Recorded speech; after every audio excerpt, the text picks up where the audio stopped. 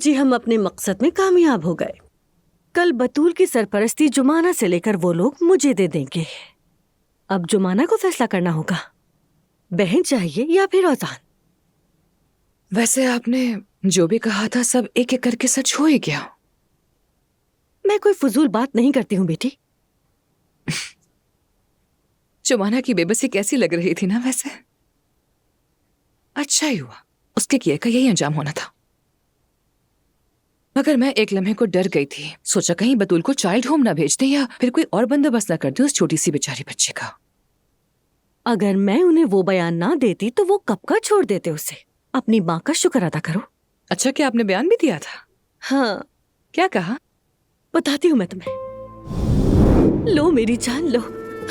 हाँ, अच्छे से खाओ, शाबाश।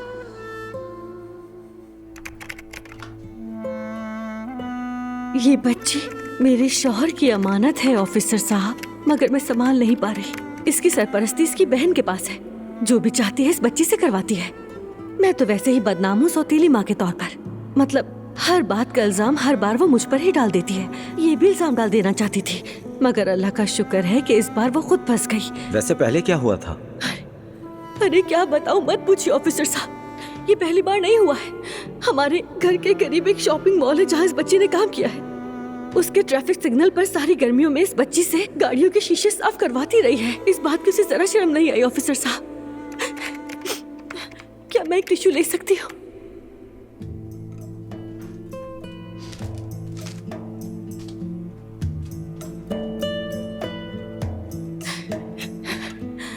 अब टिश्यू पेपर बेच के पैसे कमाने का एक नया तरीका ढूंढ लिया है उसने। हालांकि मुझसे डरती है, घर में कुछ नहीं करवाती है, कहती है स्कूल ले जा रही हूँ और बाहर जाकर ये टिश्यू पेपर बिकवाती है इस मासूम बच्ची से। क्या इस मासूम पर तरस नहीं आता उसे? इसका बाप सुनेगा तो टूट जाएगा। मैं इसकी इन हरकतों से बहुत परेशान हूँ।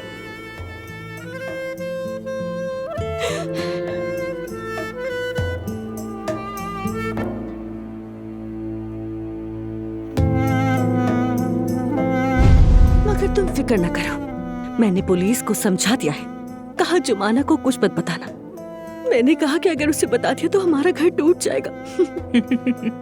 आप भी ना, आप मेरी सुपर हीरो है, मेरी प्यारी अम्मी। अब तुम मेरी बात लिख के रख लो। अगर मेरा नाम फातिमा है तो जुमाना को एक इंतखाब करना ही पड़ेगा।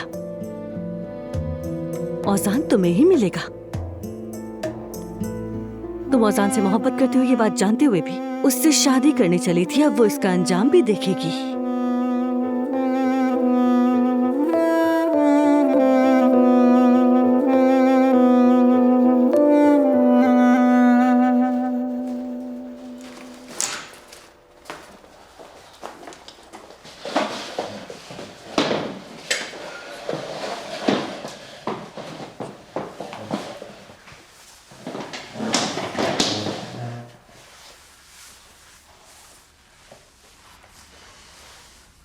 मेरी जान, देखो थकन की वजह से सो गई है ये। जाहिर है सारा दिन परेशान रही है। इतनी छोटी सी उम्र में इसने क्या क्या देखा, क्या क्या सहा। मेरी बदनसीब कली। जैसे पैदाइश से लेके जो कुछ अब तक झेला वो कम था। बस मेरी जान ठीक है।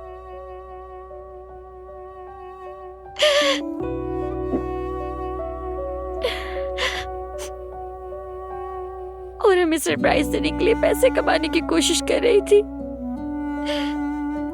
मेरी नरम दिल वाली बहन।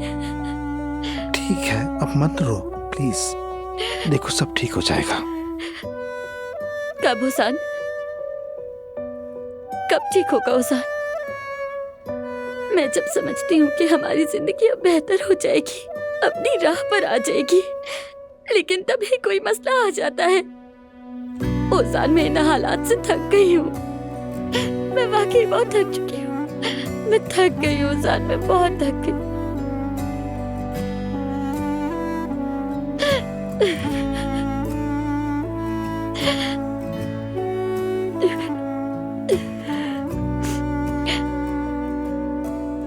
मेरी वजह से तुम इफ्तिताह भी ना कर सके। कितनी मेहनत की थी कैफे के लिए। कई दिनों से तुम इस दिन के लिए कितने पुरजोश थे। जुमाना, मुझे न कैफे की परवाह है और ना ही इफ्तिताह की। मुझे सिर्फ तुम्हारी फिक्र है और बतूल की, और कुछ नहीं। ओज़ान, शुक्र है कि तुम हो।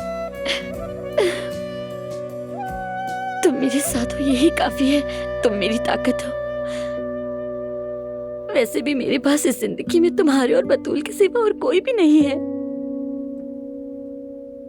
साफ जाहिर है कोई गलतफहमी हुई है, मगर कल सारी हकीकत सामने आ जाएगी। ओज़ान, वो मुझसे नहीं लेंगे ना बतूल को? आखिर तुम उसका इतना ख्याल रखती हो, जो ये देखे कि तुम उसे अपनी पलकों पर रखती हो और कभी कोई नुकसान नहीं पहुंचा सकती। वो फौरन समझ जाएगा, जज साहब भी समझ जाएंगे। देखो, अब डरना बंद करो, ठीक है? बिल्कुल डरने की जरूरत नहीं। कल हम बेहतरीन वकील के साथ जाएंगे और वहां से तुम, मैं, बतूल एक साथ निकलेंगे। ठीक है मेरी जान? ठीक है, ठीक है।